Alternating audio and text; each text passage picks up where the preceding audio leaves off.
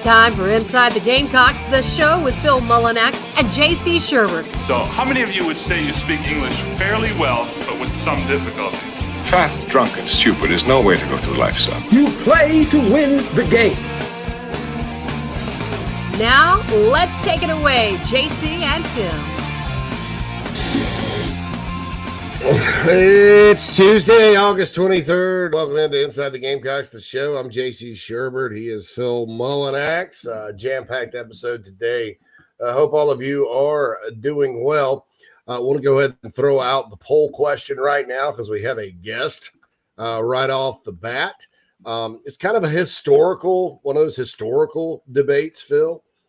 Since 2000, who is the most underrated quarterback that has played for the Gamecocks? And I have three options: Savell Newton, Jake Bentley, and Dylan Thompson.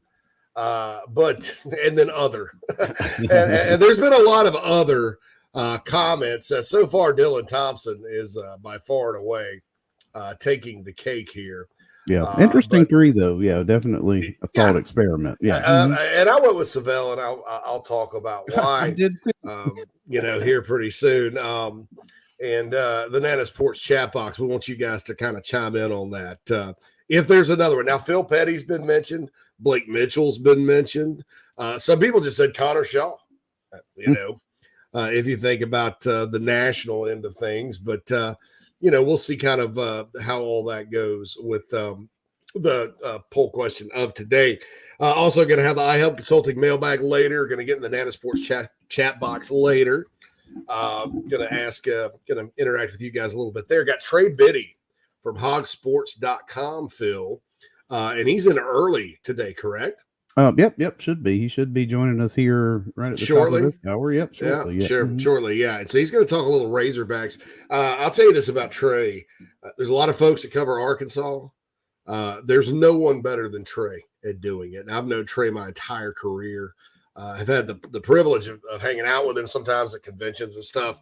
Just a terrific guy, and really, am excited to hear from him, from an insider out in Fayetteville. I think there's a lot of opinions about the Hogs, outside of Fayetteville, but to hear how what the idea is inside of Fayetteville. And I'm also going to ask him, for those of you Gamecocks that are traveling out there for week 2. And the crowds are bigger, Phil, sometimes when the Gamecocks haven't been to someplace in a while. Like they hadn't been to Ole Miss in 10 years. They took a big crowd. I know a lot of folks that are traveling out there. So I'm asking him a little bit about what to do in Fayetteville because I've been there before, but that was in 2009. I don't remember that went my long term, don't remember that far back.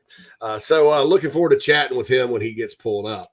Also, it's Tuesday. So today, for the whole season, we'll have the mental edge with Sawyer Nix, the mental edge. He'll talk about all things mental health related athletically. He'll answer your questions. I think there's a contest that'll happen during his segment over the course of the year. So we'll really look forward to that. And in hour number 2, at the bottom of the hour to kind of wrap up the show, Keith Allsep from Lawton on the Gamecocks podcast will join us. With Keith and with Chris Phillips and, some of the guys from the Big Spur, we don't really have them locked in to a day yet. May do that, may not. Kind of my feeling was let's let some guys rotate around. So, we don't just have to like, it's Thursday. That means this guy will be on. Going to have some folks later on in the week. We got David Cloninger lined up. He makes his debut on our show. He was on JB and Goldwater for a while from the Charleston Post-Courier. Know David pretty well. Have a lot of respect for him and his take on the Gamecocks. He's been covering it forever. Also, don't forget Friday, Meredith Taylor will be back in the house. We'll have Chris Phillips tomorrow. Chris Phillips and Jamie Bradford on Wednesday. So that's going to be high energy tomorrow. Oh, yeah. With Chris in and then Jamie in. Can't wait for Wednesday. Obviously, Wednesdays were always my favorite day, Phil, because I got to do JB and Goldwater when they were up. But I just ramble on and on and on. In case you haven't noticed, my fiance has cut a video saying that she's sleeping next to a human troll doll because the hair is still here, and but she says she's taking one for the team. You find that on our YouTube page and all that good stuff. So we have Trey yet or no? Not yet. Still Not yet. waiting. Yep. Trey's a busy man, and I also say this about him. He works.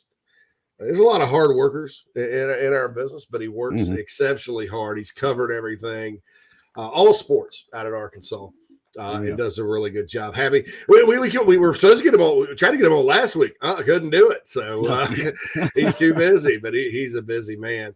All right. I'll dive into the Nana's Porch chat box a little bit here. And Smith says Josh Pate has Carolina going 7-5, but being a potential top 20 team if that happens.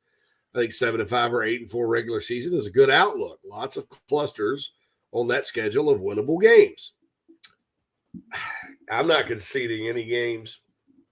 I'm trying to be realistic about the season and temper my expectations, but I mean, how to say this? It kind of, if it's 7-5, it kind of depends on how it evolves.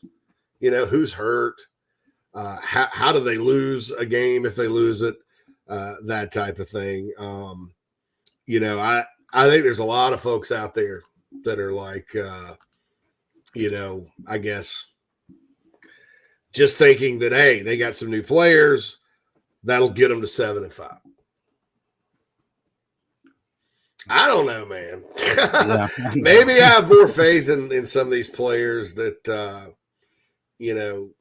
don't know. So anyway, I'm fine with that. Look, if everybody's happy with 7-5 and 8-4, that's fine. I'm not saying I'll be unhappy. It just largely depends on, how you feel about the season when it's complete. And, you've got 11 days till kickoff and we'll see kind of what happens. I think that, let's just say I think they could do a little bit better than that.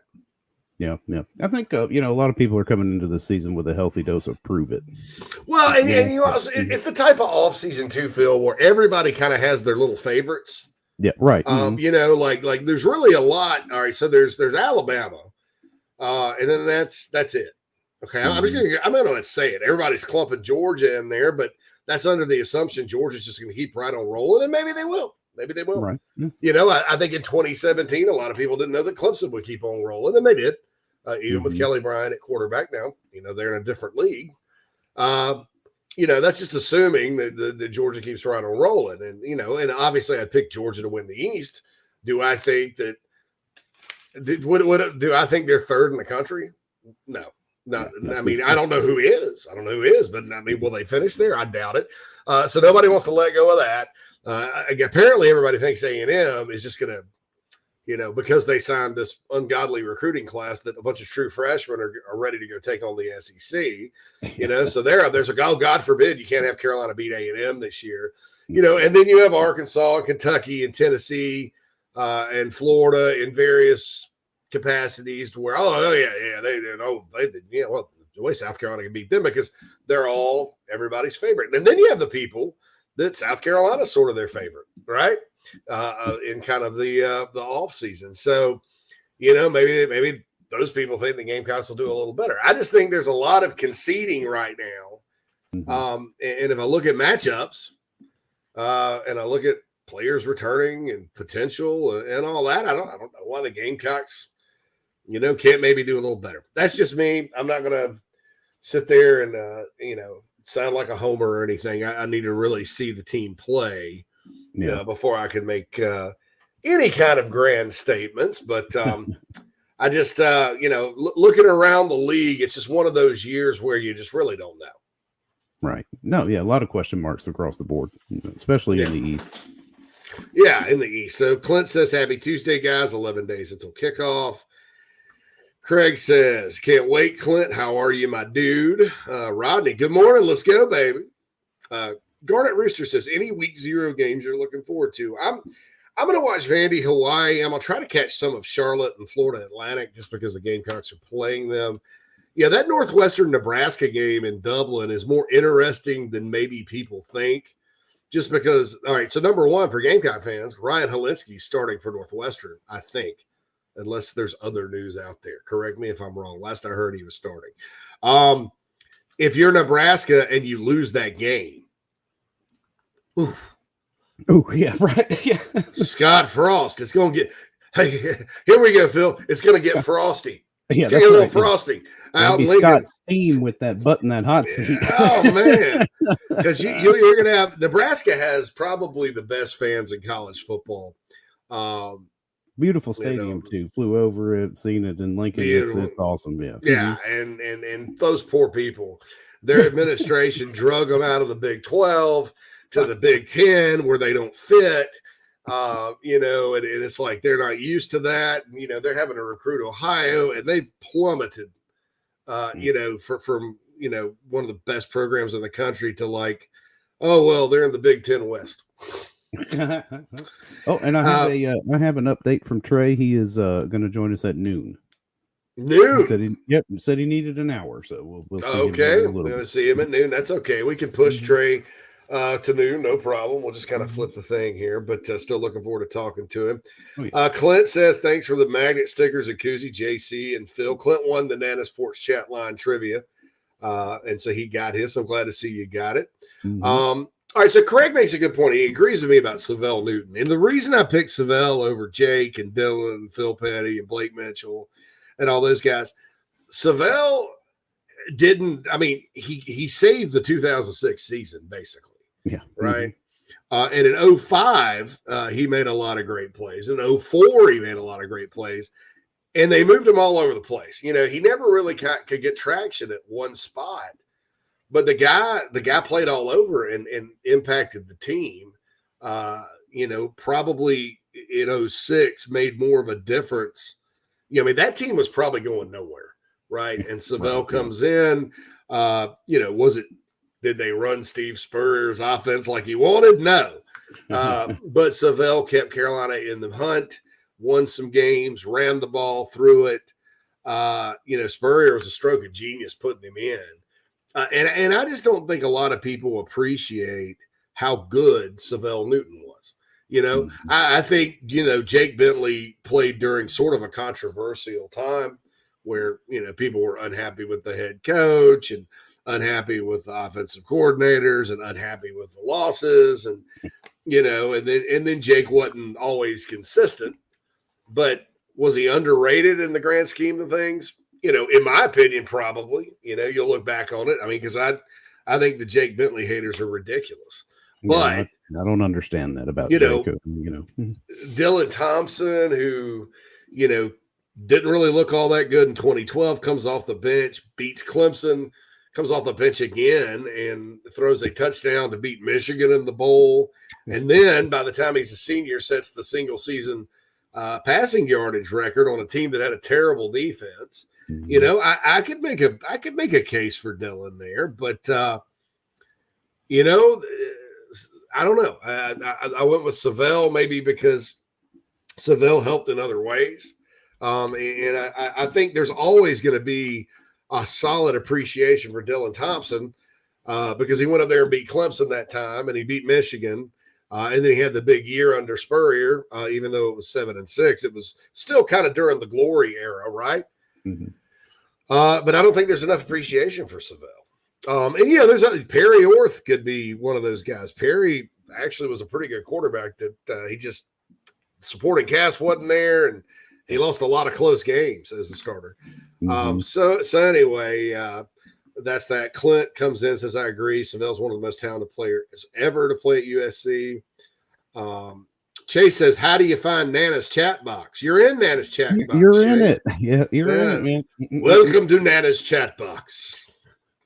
I don't know. It just looks like a box from our perspective. That's why we call it a box. I don't know what that's supposed to mean. So, Rodney says, JC, my opinion on this season, beat Kentucky, Missouri, Florida, and win the state championship. That would require beating South Carolina State? I guess, and Clemson, Hey, look, they do that. They beat Kentucky, Missouri, Florida, and Clemson. You have to consider that a really good year, I would think. I really would think that Clemson game is going to be tough, but it's obviously a very important one. Garnet Rooster says if Dylan Thompson's team had a defense, that team makes a run for the East. I'll tell you this, Garnet Rooster, they win the East because the 3 games, they lost 3 games. They're up 20-7 fourth quarter against Missouri and lose 21-20. They're up 38-24 fourth quarter at Kentucky. Those 45-38. They're at 42-28 with 4 minutes to go against Tennessee. That's the game Spurrier just wouldn't even take any questions because he was just freaked out about it and lost 45-42 in overtime. Carolina wins those 3 games. They're in Atlanta. Now, do they get pummeled by Alabama that year? Most likely. But they're still in Atlanta. I mean, that's that was the shame of that year is that, goodness gracious. Craig says, I was hoping Joyner could be Savell 2.0 when he arrived. Well, if you just kind of look at the bowl game, he's done some he did have a Savell moment where he kind of stepped in and helped him win a game. Thompson was rated a 2-star and an 80 by the composite. He accomplished so much in a small amount of time. He got my vote. Xavier says this is the chat box. It's nice to see someone recognize that DeCarry Joyner as a quarterback could have had potential. Yeah, our boy that yesterday, he had a big long – I'm not going to read his manifesto on the YouTube page that he put because he cussed and stuff. I'm like, man, settle down, dude. I mean, but I'll say this, and this is the final word on this. I'm not going to talk about this anymore because I'll say this. There's not a football coach alive, right, that considers a play here and a play there as a wildcat quarterback as playing quarterback. And this guy's big deal was whoever takes the snap. Oh, really? Was Darren McFadden a quarterback when he played in the Wildcat? What about Mark Ingram? Did anybody see the 2009 Alabama-Carolina game when Mark Ingram got in the Wildcat and rushed for 246 yards against the Gamecocks and they won the game? Hard-fought game, but they won the game. Who here thinks Mark Ingram's a quarterback? Who here believes Nick Saban had and said, all right, Ingram, you're in the quarterback meeting room this week. No, nobody. Come on. It's different. They're 2 different things. Okay. Whoever takes the snap. No, it's not whoever takes the snap. Is the holder the quarterback? Is technically he's taking the snap. How about the punter? Is Kai Kroger a quarterback? I know. It's just with that dissertation, you just, I agree. And as I've said, I don't know that I'm completely right that DeCarry Joyner could be a good quarterback at this level. I don't know. That's my opinion. Is that, if they worked with him and, he could be like a guy like Blake Sims at Bama, that had a good year or somebody, there's guys like that. They're in their 5th year. They got Dylan Thompson was one, he showed signs earlier, but hey, his senior year, he was the guy.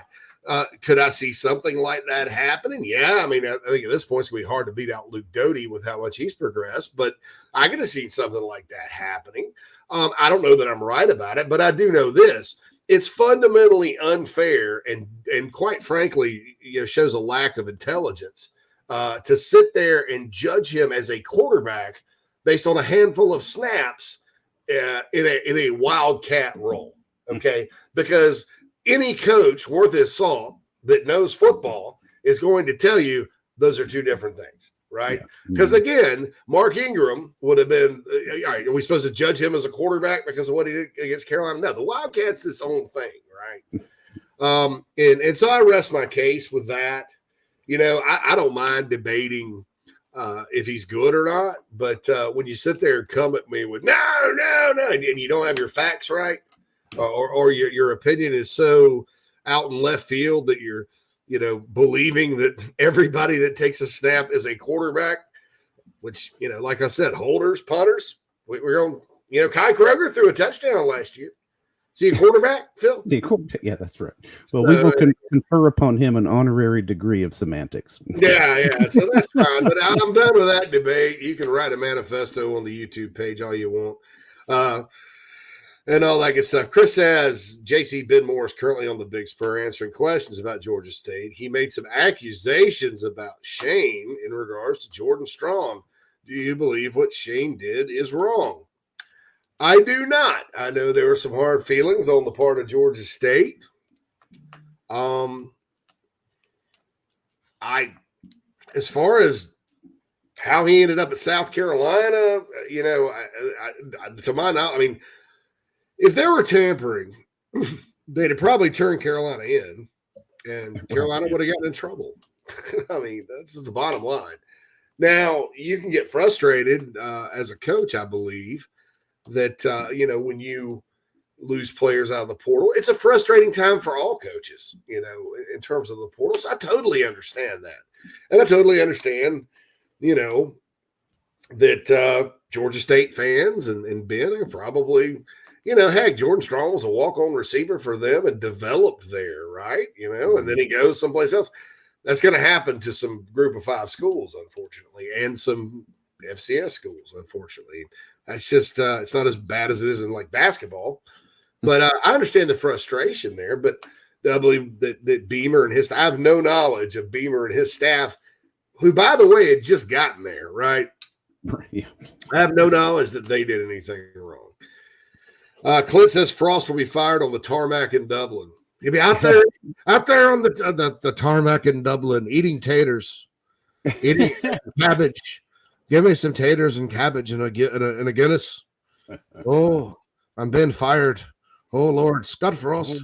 So some leprechaun will come down. Scott Frost, your days are over. Your days are over. The Cornhuskers have left you here in Ireland. Here, have a shamrock. Listen to you, too. Brad says Trey who just joined. Trey Biddy from Hog Sports going to join us top of next hour. Mm-hmm. Brad says reading the Ben Moore stuff on Beamer and Elliott now. Interesting stuff. Hope JC and Phil touch on it. Yeah, I don't know, man. I would hope. I mean, I don't know. Last time we talked to Ben here, his cell phone was fading in and out, and he's in a parking garage. So it was like the teacher from Charlie Brown. So maybe he did talk about it, and we just didn't hear it, Phil. Yeah, and hopefully we'll have him on next week to. Yeah, we'll have him on next week. And look, guys, Ben's part of our network. I'm not gonna, I'm not gonna blast him for what he's hearing on that side. Also, I happen to like Sean Elliott quite a bit, so I'm not gonna blast them and all that. But I'll tell you, there's nothing on South Carolina's end that was against the rules. And I'll say this: is it? Does it kind of sting? Yeah. I mean, but Georgia State is not unique in dealing with this issue. I mean, the NCAA decided there's going to be a transfer portal and everybody was going to get to go anywhere they wanted to and not have to sit. So blame them. Shoot, blame them. Yeah. Not our fault. That's right. Clint says Tennessee, Kentucky, and Missouri were all games Carolina should have won that season. Yeah, Clint. And honestly, Auburn too. Gamecocks lit Auburn up, but just had no chance to stop them that game. So you get 2 stops in that one, maybe you're 10-2. Franklin says I voted for Savell. I kind of thought he was the most underappreciated. I think Thompson gets the right amount of appreciation. Savell was a great athlete and can play anywhere.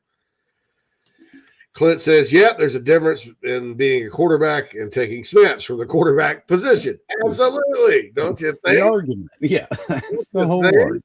I mean, so Juju McDowell took a snap.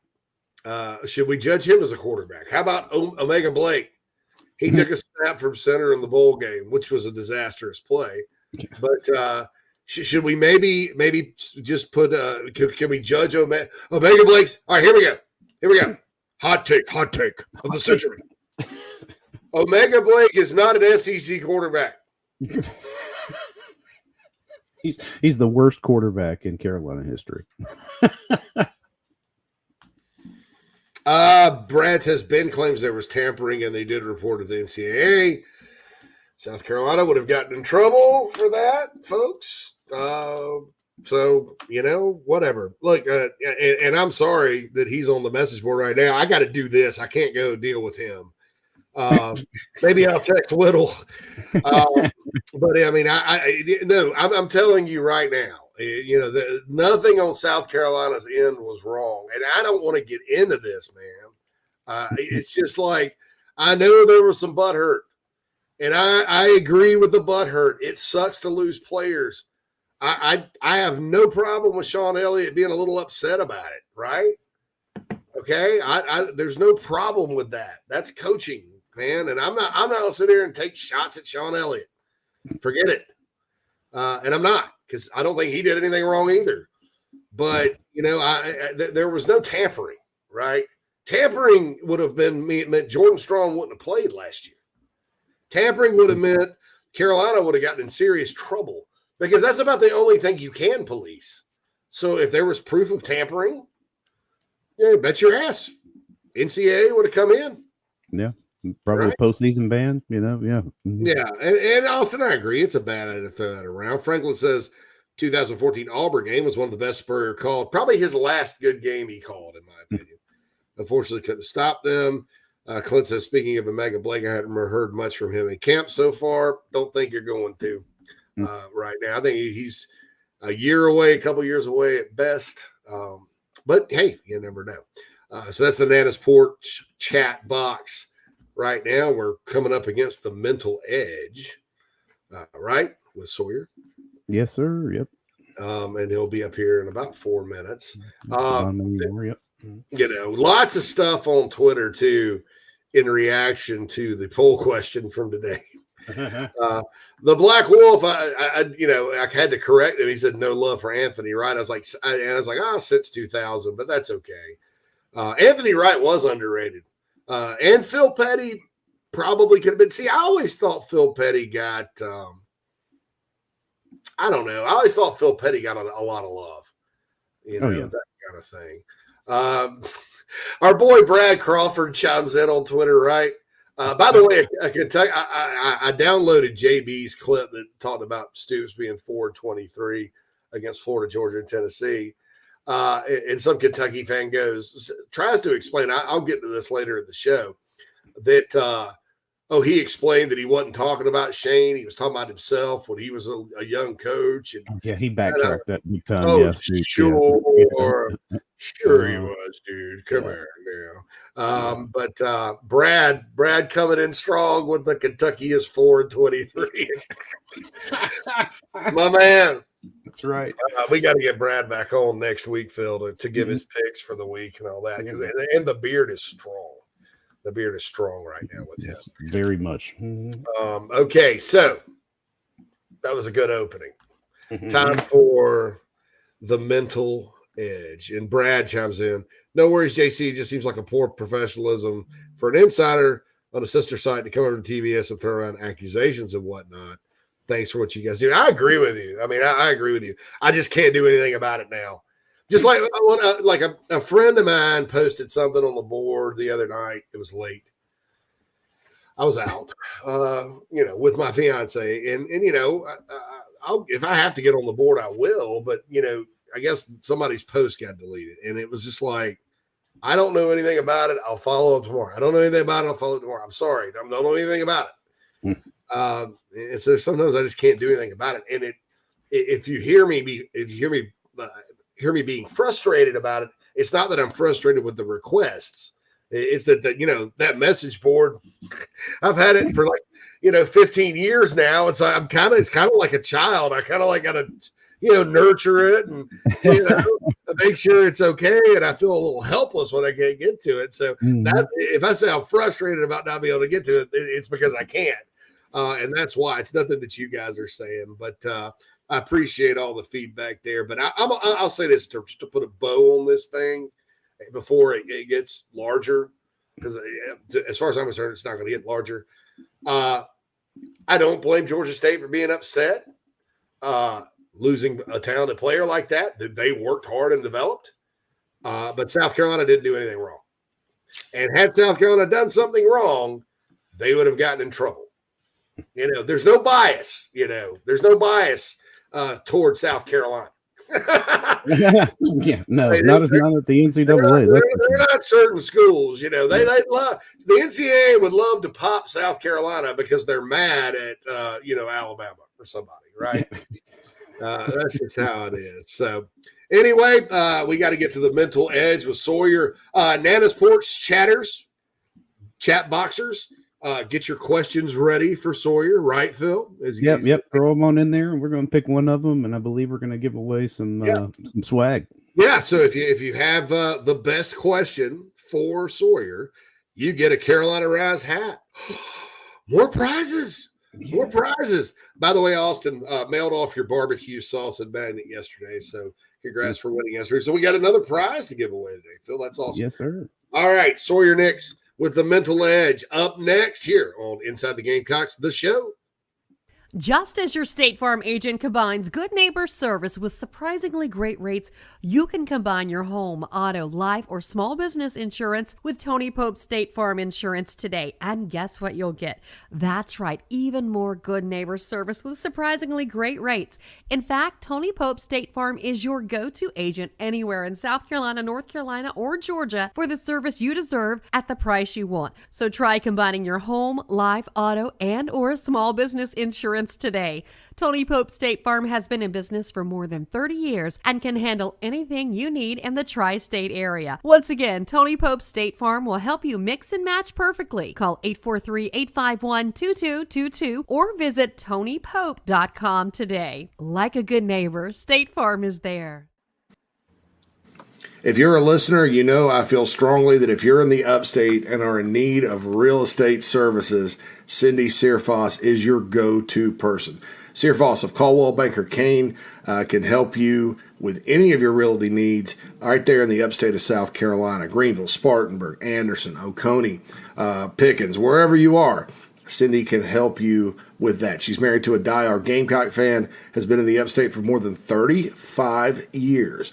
Right there in my hometown of Spartanburg, Daniel Morgan Avenue. Contact Cindy, 864-414-5271, or email csearfoss, CSEARFOSS, at cbcaine.com, CBCAINE. That's Cindy Searfoss, a proud sponsor of the Inside the Gamecocks podcast. Check her out. We've already gotten several emails from listeners that are very impressed with her professionalism and her ability to help you with your real estate needs. 864-414-5271, Cindy Searfoss of Caldwell Banker Kane. If you're looking to sell or buy multifamily property right here in South Carolina, the Burgesson team of RE/MAX at the Lake can help you get to closing fast and easy. Adam and Derek Burgesson both are very proud Gamecocks and are more than happy to assist you with any of your commercial real estate needs all across the state. You can email Adam at aburgesson@remax.net. That's ABERGESON at remax.net to get your next deal underway. The Burgesson team, proud sponsors of Inside the Gamecocks. Family vacations, a new car, a new boat, all cost money, but you don't necessarily have to make more to afford any of that if you can save cash that's flying out the window now. iHelp Consulting can help you finally get the kids to Disney World, upgrade the minivan, or drop that new boat in the water next summer. Let Daniel and iHelp Consulting consult with you. No fees, just savings. You pay them a percentage of those savings. Save on essential services, credit card fees, you name it. Let them find it. These folks are incredible. iHelpConsulting.com. How can I help you?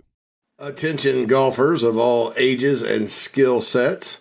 Former Gamecock golfer Meredith Taylor will be a full-time golf instructor in the Midlands of South Carolina very, very soon. You want to take advantage of this opportunity. If you're like me and you got to get a whole lot better at golf, or even if you're looking to refine your swing, Meredith is the person you need to go to. She's competing in her final USGA Mid-Amateur Tournament this summer before going full-time into teaching and coaching individuals.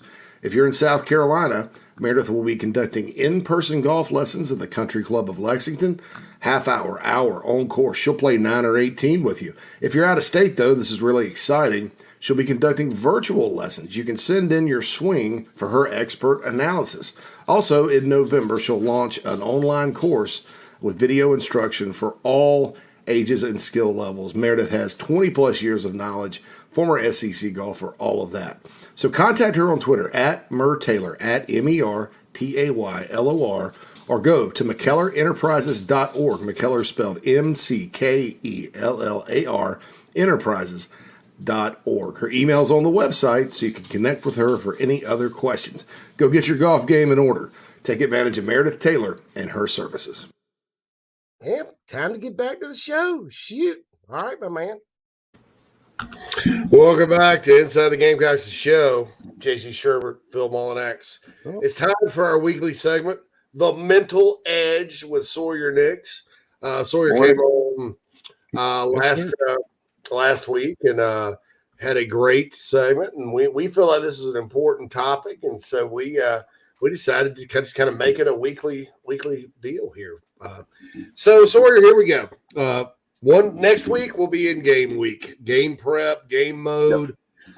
Yes. Kind of some dress rehearsal type stuff this week with Beamer's weekly press conference, which is later today, and then Carolina calls later this week with Todd. I think Todd's doing it. Oh, I got to get ready to hear that again too. It warms my heart. So it's kind of a dress rehearsal week, but this time of the year in camp too, as a football player, I've talked to a lot of players, and these are the dog days in college. In the pros, by the time you get here, you're ready for the regular season to start. But you got a lot of second and third teamers playing in the exhibition games and, things of that nature. And so there's still kind of like, quote unquote, something to do, places to go, teams to play, that kind of thing. College, it's just like, because you're done scrimmaging for the most part. Game plan starting to get put in. But it does kind of drag. So talk a little bit about the mental approach needed for an athlete to kind of make it through these days, to make sure you sort of peak when it kicks off for real a week from Saturday. Yeah, absolutely. I was kind of thinking about from not only a fan standpoint, but I'll speak for both, and I'll kind of speak more specifically on athletes. But for both, I was thinking about when we go to a buffet, which they're kind of Quincy's is no longer a whole lot. Ryan's is gone by the wayside. You still got the golden straw. And that sucks. Yeah. I want for the record, the fact that Quincy's and Ryan's are gone sucks. Not just because of the buffet, but the sirloin tips with mushroom gravy or the hamburger steak that you ordered from the counter. That was off the chain too. And those steak fries. All right. So anyway, I'll let you continue. No, that's fine. But I mean, I remember as a kid, that was the greatest thing. All you can eat, tons of dessert. Great. But then at the end, you're miserable, right? So I think about that. We get excited for the season. We're like, we're ready. The players are ready. They've been working out, doing mat drills, spring drills, training. Finally, team organized sports. We're playing, we're blocking, we're tackling, we're hitting. For fans, all right, what did the offensive coordinator say about practice today? Who's balling out in practice today? But then it goes on. So just like a buffet that starts out pretty good, at the end it's like, hit the wall, right? So exactly, they've hit the wall. Fans, we've hit the wall. Okay, we're tired of these daily practice reports that don't have a whole lot of extra content, stuff we haven't heard before. It's the same stuff. Nobody's majorly injured, some bumps and bruises, and, they're running around real good. Okay, we're really, really chomping at the bit to get there. But absolutely, from the athlete perspective, they're the same way. So how they handle this? Well, one, classes have started. So part of it is what are they looking forward to? It's just a change in their focus for goal. So their focus becomes, all right, not only do I have to muddle through this last week of practice, but there's a shift in focus. All right, now I got class. Oh my gosh, now I got to study. Oh, now there's some girls on campus, or whatever. There's extra things going on. So how do they reestablish their schedule, their routine? And so part of it is, what is my routine? They have a daily routine. Whatever they do, class, socially, studying. So part of it is they're establishing a new routine and trying to develop new habits, a new foundation. And I think that's important. Part of it is taking care of their bodies. Certainly Atkins said that that's a big component. Don't let those nagging things, I'm just a little sore, right? Take care of those things. So for the athletes, that's really important for them to take care of those nagging things that don't impact them. Part of it's accepting their role. So am I a leader? Am I first string? Am I scout team? Am I on the third string? So part of it's learning their role and accepting that. And then also figuring out, all right, what do I need to do to continue growing into that, and then transitioning into game prep. I suspect Sunday is usually when they'll probably start. Usually kind of start Sunday, Monday, I guess, for game prep for the week. So that will be a new focus. So it really is this week. I think it's just changing the focus. And I think you can't say, I got to get through this. It's what do I have to do today? What's my focus for today? Just this moment. And I think that's a way to make it more manageable, to make it easier for them, and also keeping up with what's the goal. The goal is to put myself in a position to be successful. And as long as they keep the focus on that main goal, then they can make smaller transitions, chomp easier pieces, and just focus on, hey, what do I have to do today, rather than looking at the whole week, because it is overwhelming and it is too much if you look at a whole week. So yeah, I totally understand that, and a week seems like a long time, but as we know, Phil and I know from doing the show, heck, man, Phil, this is episode 13, right? Yeah. 14. It's Yeah. flown by, man. And once Mhm. and I guarantee you, once you get in football season, I said it last year, Yep. it seems like forever for the opener to get there. The next thing you know, it's November. Yep. You're just sitting there going, where did the time go? Where did the time go? But yeah, so I totally agree with you there. Those of you on the Nana Sports chat box, please send your questions in for Sawyer. He's going to pick the best one and give away a hat, a Carolina Rise hat today.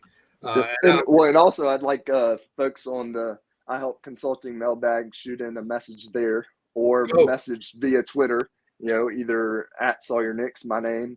You can do that and tag Inside the Gamecocks, the show.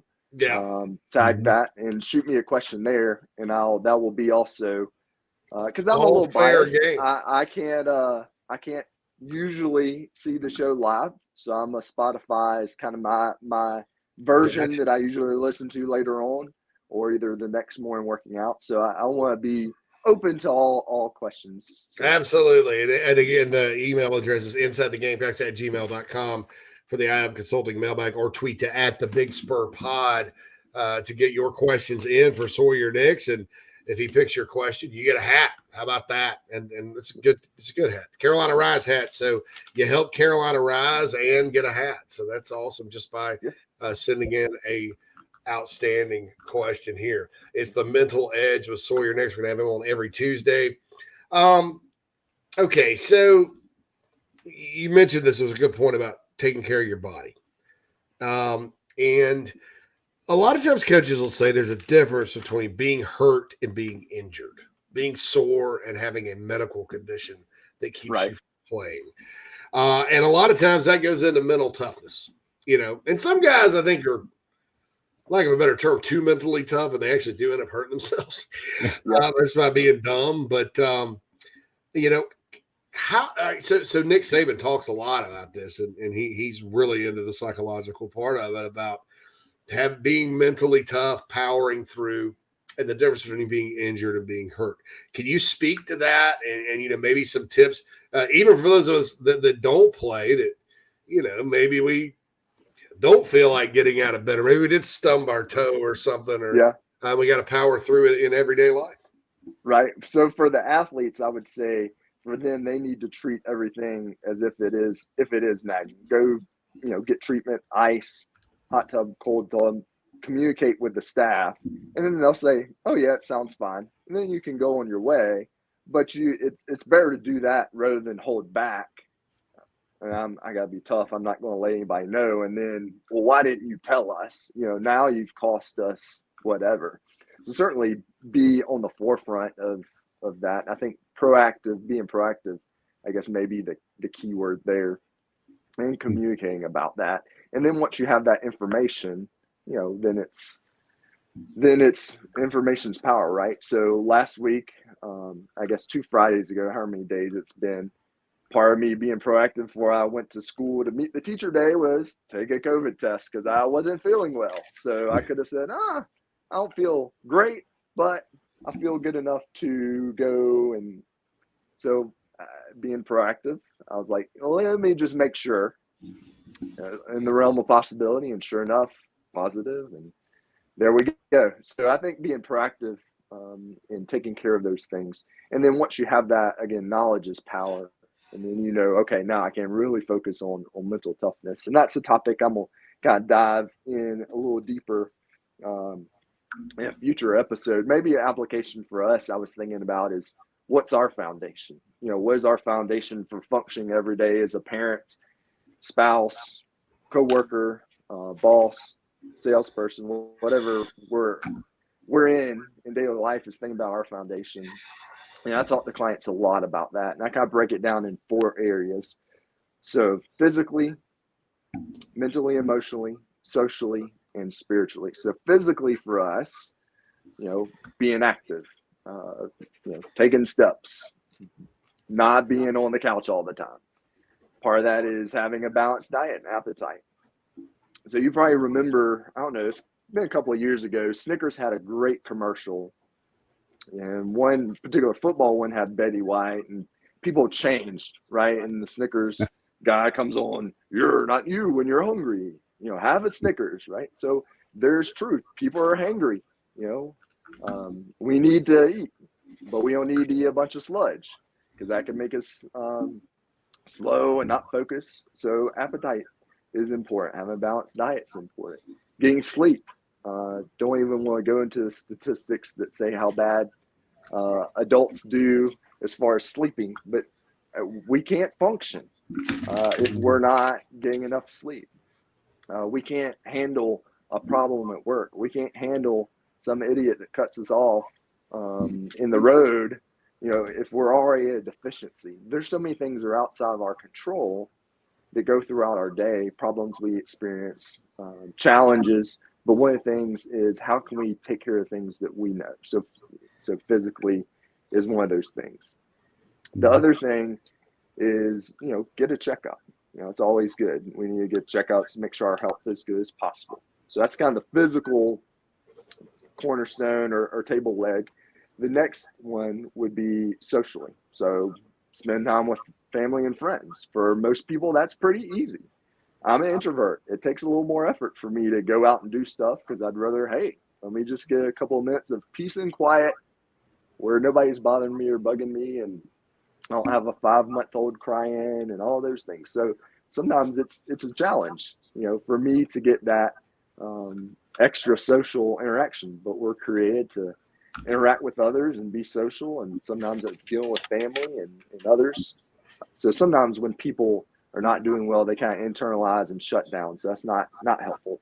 Other thing, mental, emotional. That's another cornerstone or table leg.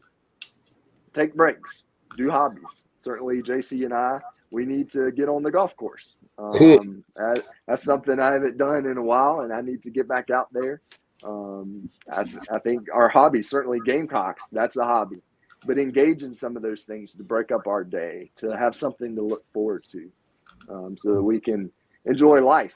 We only have so many days on earth, and who knows when it's going to be our last day. So we need to do that. Enjoy life. Take breaks. Take a breath. I think that was my wife's takeaway from last week was, all right, what was kind of your takeaway? It was, well, I need to take a deep breath and step back for a minute and then kind of, refocus. And I was like, great. That's good. So who knows whose takeaway, who had a good takeaway from last week. So again, this week, hopefully think about the foundation. So physically, mentally, emotionally, socially. And the last one is spiritually. So some people are like, well, faith, I'm not a person of faith. Well, that's okay. I'll kind of cover that. So for me, being a Christian is important. It kind of creates the drive in me to help others, kind of gives the lens through which I view life. And so I through that, I meditate, read scripture, engage in practices. Now, you can be atheist or agnostic or a-religious and do some of those same things. You can meditate. So meditation is great, and I may jump into that at some point in the future, but also serving. So serving is a way that could be falling under that spiritual realm that's not necessarily religious. So when we help others, when we're giving of ourselves, that's a great experience. That's something that we are doing that can bring about change. We also recognize that, and we feel good when we do those things. So again, just an overview, but of all the things we do in life, there's a lot we can't control, and we have to react to that.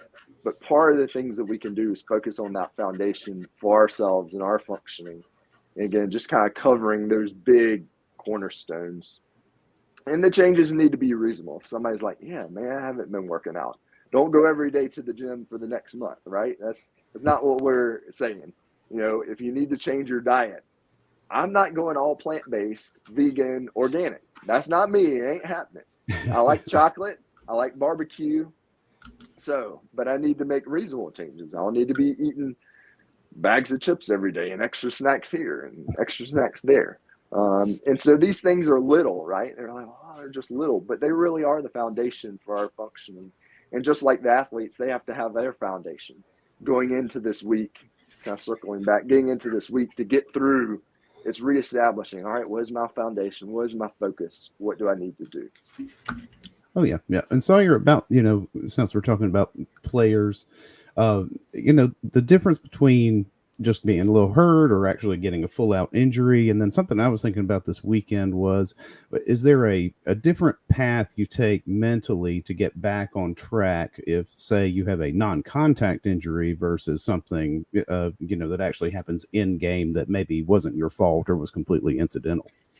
Right. So when you say non-contact injury, give me a quick kind of. Okay, so you're say a running back is running through the open field, makes a cut to miss a tackle and blows an ACL. Yeah, gotcha. Mm-hmm. Yes. Well, I think they're all similar, whether they're contact or non-contact. How the athletes respond to injury is pretty similar. How it happens has little consequence. I think it's the fact that the injury is there. Again, whether it's nagging or whether it's significant, it all takes a process and takes steps to get back.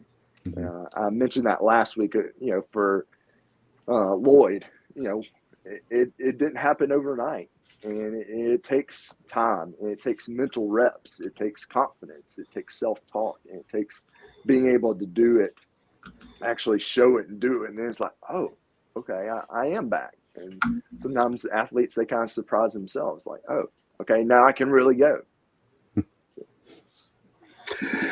Talking with Sawyer Nix, the mental edge. He'll be here every Tuesday talking about the mental health aspect of football, athletics, life, you name it. I think, Phil, I think it's time to pick the question here, right?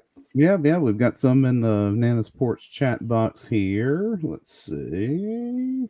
One of them, Big Slamma Jamma came back and kind of built on what I was kind of getting at there. I was curious about the mental aspect of injury recovery. Aside from the physical rehab, how do players rebuild their confidence to not hold back out of fear of re-aggravating? Yeah, it is very challenging. So part of it is building a foundation. Part of it's self-talk. Okay, the doctors have cleared me. The trainers have cleared me. I physically rehabbed this. So part of it starts with just running in air, so we'll just use running back. It's having a ball, running without pads, doing some of those things. Now it's throwing pads on, running through a hole without getting tackled. And then it's just a build up. It doesn't go from I'm in the training room, the doctor says I'm great, to all of a sudden I'm running through holes on game day. It's certainly a build up. And I think that's really what takes place. It takes physical build up, but also alongside it's the mental build up. And part of it's they have to see themselves doing that. They have to believe in themselves. So having the self-talk to do that. And we have lots of thoughts pop through our head. I kind of compare negative thoughts to a bad song stuck in our head. If you've ever been either around kids or been in the grocery store, it's like, oh, that song's so annoying. That's kind of like mental thoughts. When bad thoughts get stuck in our head, it's like a bad song that's cycling through our head. Well, how do you get rid of the bad song? Well, you got to kind of focus on something else, or else the bad song is going to keep cycling through, and it's going to stay there. So part of it is you have to kind of refocus and retell yourself, hey, I'm ready, I'm good. And there are the chances that you could re-injure it. So I think part of it is accepting that. Part of it is accepting it doesn't matter if I re-injure it. I'm going full tilt today. I'm doing my best today.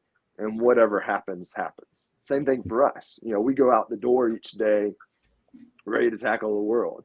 We don't go to work. Well, what if I get fired today? What if something, I'm not sure a whole lot of us go to work that way. It would not be a good way to live. So I think for athletes, it's how do you kind of build that confidence and build that foundation and refocus and have that self-talk and have that imagery that you see yourself doing that you see yourself having success. And it doesn't take a huge one. It's little bit by little bit. Again, you have a little success in practice. Hey, I ran through the tackles. Even though nobody tackled me, felt great. And then you have a little more confidence. All right, next time I know we're having a scrimmage, I'm getting tackled. That's fine because I did great last time. I'm ready this time. Sawyer Nix with the mental edge. So I guess Big Slamma Jamma won the hat this week. And if you guys have another question for Sawyer, I think we weren't quick enough on the I Help Consulting mailbag functions of it. But if you send that in, I Help Consulting mailbag inside the Gamecocks at gmail.com or tweet to us. Also tweet to Sawyer and tag him at Sawyer Nix. Please follow him on Twitter. We'll be sure to consider those next week for the segment as we get into game week. Sawyer, as always, very riveting stuff, very interesting stuff, and certainly appreciate you and all you do. And Phil and I are enlightened by it. I know everybody that listens is too. And next week, game week. So yes. I have a kind of thinking about my prediction. I think I have a prediction floating around in my head, and I'll kind of give you my prediction as well, and then talk about, what does that look like going into game week for the athletes, and what are their tasks that they're facing, and how do they adjust. Kind of getting through the sluggish buffet days will be over, and they will be there. So sluggish I look buffet. forward to that. Certainly, Yeah. I'd like folks to follow me on Twitter, but also tell your friends. I talked to several people in the past week. They're like, "Oh, I didn't know that there was a show," or get more listeners. There should be more listeners. So tell your friends, tell your neighbors. They may know that they probably don't. Certainly, JC and Phil are worth the listen. Aside from me, my one little segment, I listen to the show every day. Again, not live, but I listen to every segment. So tell everyone, let's see if we can get more followers. That way, have some more chances at winning things, learn some more things, and certainly contribute, make this a great show that it is. Thank you, Sawyer. We appreciate it. And certainly, tell your friends. We enjoy it when people spread the word about the show. Sawyer Nix, the mental edge here on Inside the Gamecocks, the show. We'll talk to you next week, bud. Thanks. See you next week. Thanks so much. Thank you. We'll be here every week. So Big Slamma Jamma, you win a Carolina Rise hat. So send Phil your mailing address.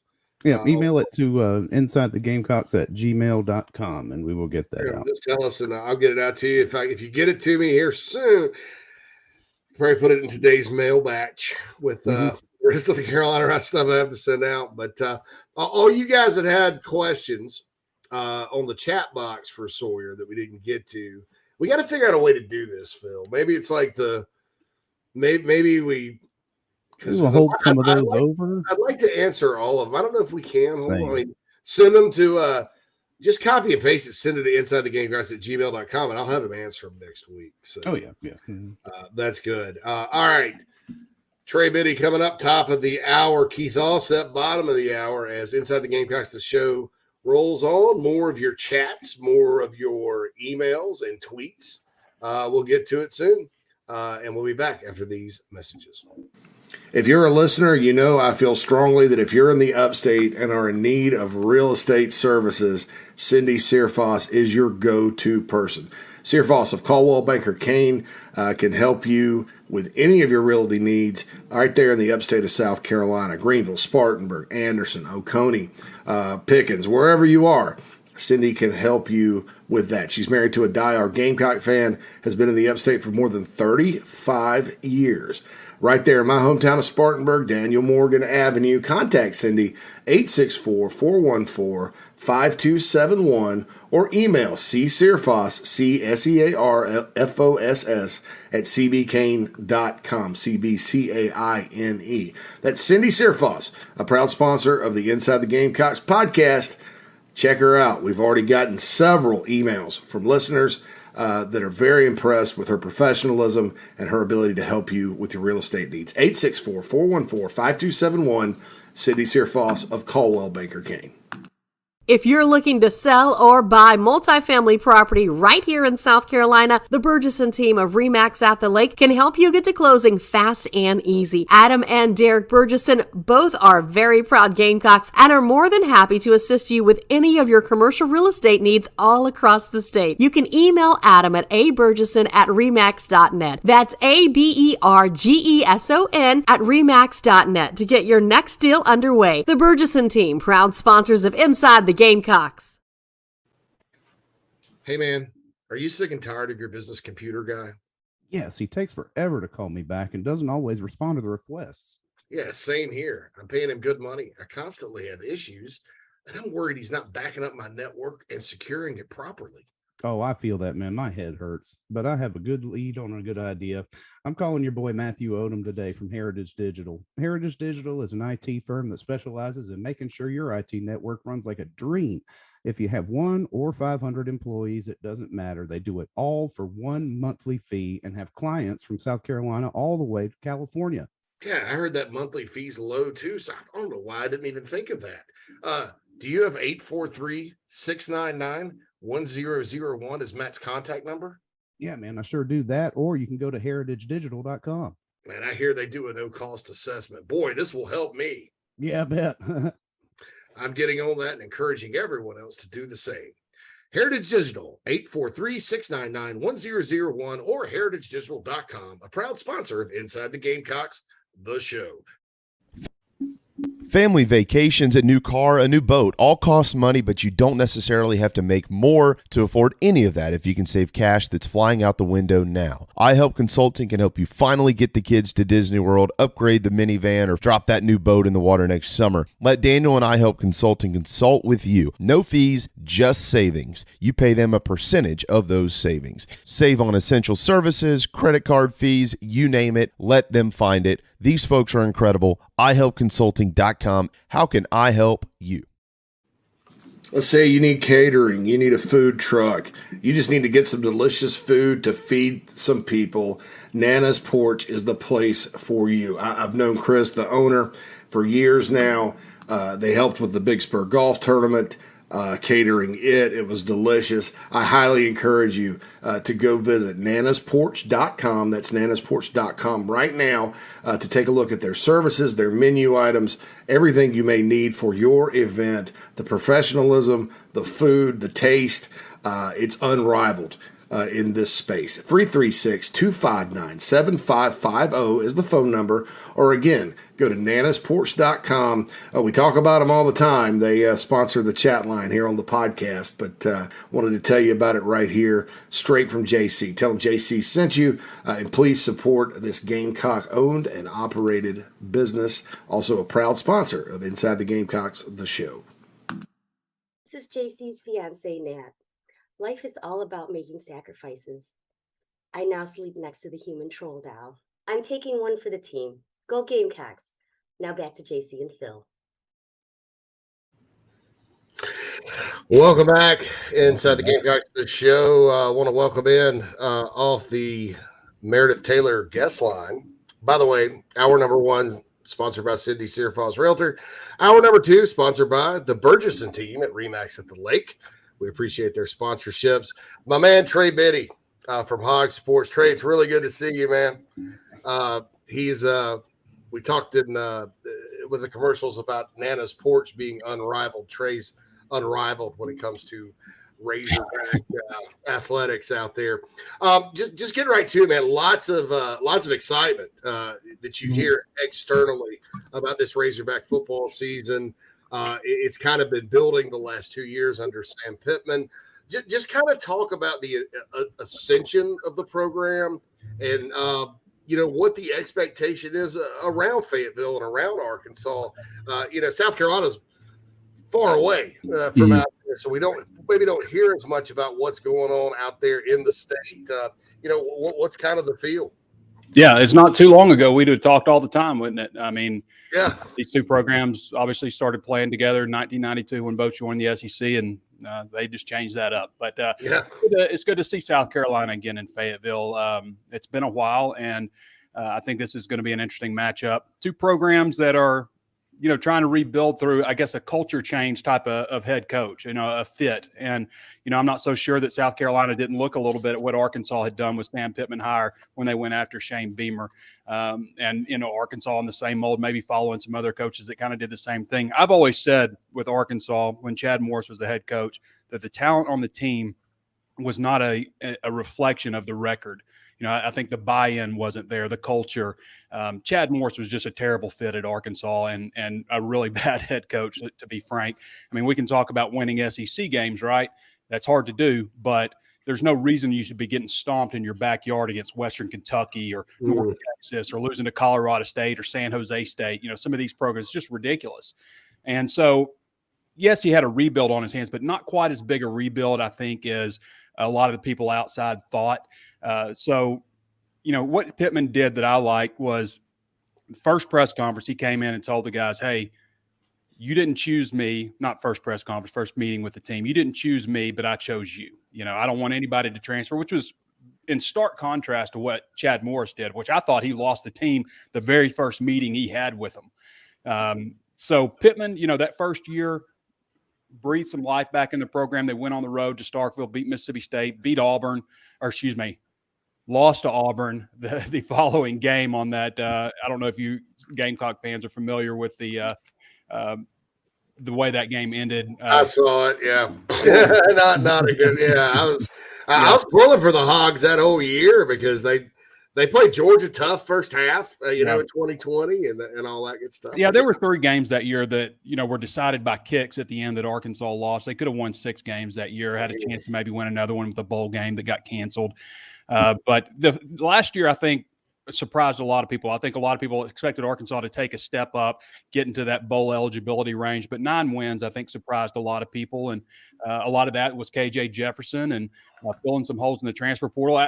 When I look at this team this year, and you guys may be looking at South Carolina too. I don't know if practices are open there, if you guys have been able to watch any of them. Arkansas opens like 20 to 30 minutes of practice every day. It's a good looking team. But where I pull back, so like I can kind of compare this Arkansas team to past Arkansas teams, and the depth, man per man, all that stuff, to me looks like the best team in a decade. It really does. But a lot of that is the transfer portal. And I'm wondering if you guys, South Carolina, South Carolina brought in 9 transfers. Are you guys looking at the team going, man, this team's deep. They filled a lot of holes. There's not, a lot of question marks and stuff.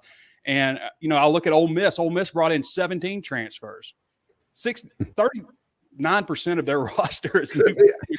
Yeah.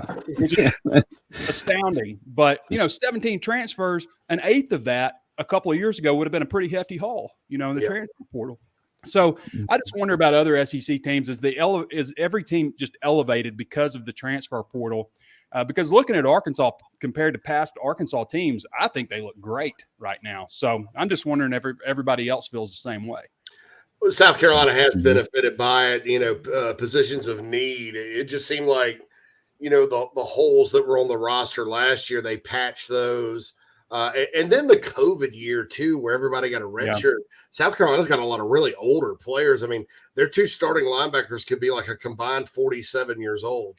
This year, they're guys that are starting this year that were in Will Muschamp's first full recruiting class. So, that's wild. It's just crazy time we're living in. But I've heard that about the Razorbacks reports coming out of Fayetteville, just through other media that they look great. KJ Jefferson, our guy Michael Bratton from that SEC podcast said he's putting him on the Heisman watch list. I saw that. Tell us about KJ and strong year last year, but I heard he's gotten even better. I think he has. And I think a big question for him was the receiving core, not to get off track, but losing Traylon Burke was a huge story of the offseason, drafted number 16 overall to the Tennessee Titans. That's a big loss. But I think when you look at this team, man, 2 through 12 at wide receiver, it's a much better group than what they had last year. And really, I feel like from the spring to now, everybody's kind of elevated their game. They brought in Jaden Hazelwood, who was the former number 4 ranked player in the entire country coming out of high school. Warren Thompson was just outside the top 100 coming out of Florida State. and transferred to Arkansas last year. He's made a lot of improvement. They've also got Keytron Jackson, who was their number 1 recruit in the class of 2021. And Matt Landers is a former Georgia player. You guys may be familiar with him, who went to Toledo last year and caught like 20 passes in 7 games for like 500 yards and 7 touchdowns. He's been really impressive. The thing that we hear out of Georgia, though, is like, yeah, great practice player, but he wasn't really showing up in games. So can he take the driving range to the course, I guess, so to speak, this year? But he's been we knew he was big, but he's been really fast too. So KJ has some weapons. Plus Trey Knox, who was a really big time recruit, who's a converted wide receiver to tight end, was about 215 last year, all the way up to 245 now that he's transitioned over there. He could be a guy that could help them a lot. And they've got some running backs, Dominic Johnson, who I think is 1A, 1B with Rocket Sanders at running back. He's missed the last 29 practices going back to spring football and all of fall camp. Saw him for the first time yesterday in a green no contact jersey. And I have to say, looked a lot better than I had anticipated him to look. Big back, 6'1", 247 pounds. That is a really tough tackle. So he's got a lot of pieces around him. 4 starters return on the offensive line, not just starters, but multi-year starters. 2 of the guys are going into their 3rd year. 2 of the other guys are going into their 4th year as starters. So he's got a lot of experience returning in front of him. And I really think he's taking his game up a notch. Arkansas didn't know what they had really in KJ Jefferson last year. They knew he was mobile and could run, but I don't think anybody was predicting 664 rushing yards or whatever it was, leading the team in rushing. And that's maybe an area where he can pull back a little bit instead of running over the safety to show him this is all day. Maybe he steps out of bounds, this year, because they're a little bit thin behind him at quarterback. Malik Hornsby has also worked some at wide receiver just to get his speed on the field. But I think to answer your question, where KJ has improved the most is, going to his 2nd, 3rd reads, those types of things versus, seeing Traylon Burks and just giving it, lobbing it up to him, getting it to him. But maybe utilizing more of his receivers and his overall leadership, I think has improved. He's always been a guy that, people describe him as the funniest guy on the team. I always think that's a great characteristic to have in a quarterback versus like robo QB. I don't like quarterbacks that are just stoic and, what's coming out of their mouth before they say it. KJ's, he's a character, and I think that's a positive thing to have in the locker room. But I would say that's probably the area that he's maybe improved the most, just kind of taking the ownership of the team. Last year, I felt like maybe this was Grant Morgan's team, the linebacker, the 6-year senior. This year, I think it's KJ's team. Go ahead, Jason. Oh, sorry. Trey Biddy, hogsports.com. I'll just mention this. You kind of answered our Malik Hornsby question. I'm watching the Outback Bowl last year, Trey, and I'm watching the Hogs go up and down the field. I'm pulling for them, because I got friends that are Arkansas fans, yourself included. And it's been a rough few years in Fayetteville until Pittman got there. And so I pull, and I saw, so Hornsby comes in the game. I think KJ got hurt or something. Yeah, he did. Hornsby comes in and goes around just left side, just kind of a quarterback keeper around the left side. Boy, he was gone. Oh, yeah. I mean, yeah. I have seen very few quarterbacks just take off like that. So he scares me. He's one that like that. He should scare people. He's got Lamar Jackson speed. Yes. I would be surprised if there's a faster quarterback in the country than Malik Hornsby. He didn't throw a pass in that game, JC. He just came in and, secured the lead, basically, just kept Penn State off the field the rest of the game. Arkansas won 24-10. I think that he is a guy that's too fast to keep off the field. Now, we thought he was going to play a little bit more wide receiver coming out of the spring. And I mean, this wasn't a gimmick. Like, he was beating, SEC defensive backs deep time and again. Like, they were all aware of where he was on the field. But with the emergence of so many wide receivers since the spring, I think they've kind of pulled back on that, let him continue to develop as a quarterback. I think he's developed a lot. Arm strength was never a problem with Malik. It was always just, it's a 5-yard pass and he throws it as hard as he can, just, the touch and just, the awareness of throwing catchable balls on some of those things. So I think he's improved as a quarterback. We're going to still see him in packages, sneaking him out on the field at wide receiver, jet sweeps, shifting him, to quarterback from wide receiver, double passes, those kinds of things I think we'll see. Now, they haven't done any of that in front of us during the open viewing period. In fact, I haven't seen line up at wide receiver at all, but we saw a little bit of that in the spring. So they've got to get him on the field. he's one of the fastest players in the SEC and probably the fastest player on Arkansas's team. So they got to get that on the field. Yeah, definitely. The coming in, we've got a lot of hype coming out of Fayetteville, and well deserved, I think, from what we saw on the product on the field last year. But where do you see any concerns coming in, Trey? What are we a little worried about out there? Yeah, well, heading into camp, wide receiver is still a little bit of a question, even though I felt like 2 through 12 they were better than they were last year at that position. Quarterback, if something were to happen to KJ, Malik is a guy that you want to put in a game that's going to secure a lead. I don't know if at this point, if you feel comfortable with him coming in and, taking over a lead. You know what I mean? So that could be a question. Defensive line, they've certainly added a lot of transfers on defensive line, losing Torian Carter in I think the 12th practice of spring, almost wrapping up spring. Or I assume it's a knee injury. They haven't said specifically what it was, but it's looking like October or November. So, do the math. It's probably an ACL. But losing him on the inside, he was the top backup there at defensive tackle for a position group that's overall thin. Now, they did get Terry Hampton from Arkansas State, probably the strongest defensive player on the team. He's going to come in and help right away. The defense. So that's a big thing. So they brought in Terry Hampton. He's a transfer. The two backup defensive ends, Jordan Dominic came from Georgia Tech, and Landon Jackson came from LSU. Jackson's 6'7", 275, good looking kid. Both those guys, all three of those guys are backups to provide a little bit of depth. But I guess maybe the unknown with those guys is a little bit of a concern. But like I said, with the transfer portal, we look at this team without the transfer portal, and that's Warren Thompson, who came in 2 years ago. But Warren Thompson at wide receiver, Jaden Hazelwood at wide receiver, Matt Landers at wide receiver. What's the wide receiver group look like without those guys? What's the defensive line look like without Jordan Dominic, Landon Jackson, Terry Hampton, out of the transfer portal? All guys that are going to provide a lot of quality depth. Drew Sanders. Drew Sanders was the number 12 ranked player in the country, started at Alabama last year, got injured, lost his job. And then transferred to Arkansas, but he's going to start at linebacker for them.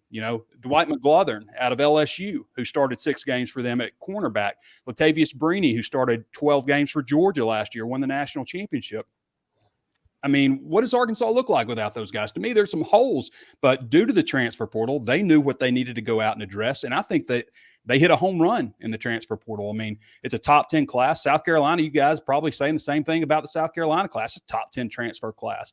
So you're just able to fill a lot of holes these days. So instead of saying, well, if they can get some of these freshmen to come on at wide receiver, or maybe freshmen linemen they didn't think they were going to have to use. Now it's, I guess the unknown of the defensive line with some of the key transfers and backup roles. That would probably be the biggest question. Am I wrong? Is Landon Jackson, is he an Arkansas kid or a Louisiana kid? He is a Texas kid. He's got a lot of ties to Northwest Arkansas. In fact, he probably would have committed to Arkansas coming out of high school. Right. But the time he committed, Arkansas was back-to-back 2 wins. So scared him off a little bit. I guess, yeah. Warren Thompson, of course, Gamecock fans know him. He committed to FSU over South Carolina, and Arkansas beat the Gamecocks and on Rocket Sanders. I remember that. Yeah, Rocket Sanders, good-looking kid. He looks like a superhero. Out of Rockledge, Florida, right? Yeah. So there you go. There's why you recruit Florida. All right, Trey, one more thing before we let you go. So Carolina hadn't been out to Fayetteville since 2013. We won't talk about that game. I found that when there's a big gap, they take a big road crowd. Ole Miss in 2018. I think 7,000 out there. Yeah. So there's lots of people heading to Fayetteville. I've been there a couple of times. Hadn't been since 2009. Went to the Catfish Hole. Liked it. Yeah. Been to Little Rock since then, but not Fayetteville. Tell everybody what to do in Northwest Arkansas. Just is there anything that you tell visiting fans when they come in? Because I get asked about that a ton. Yeah. And that's one of the places I haven't been as often as maybe some other spots. Yeah, it's a different kind of barbecue over here. There's a Memphis style place called Sassy's. There's a more Texas style place called Wright's. Both of those places would be recommended. Probably Atlas for finer dining, or Bordino's. Dixon Street is the street you want to go on if you want to check out the nightlife. Dixon Street will be packed all the way leading up to that game. Absolutely.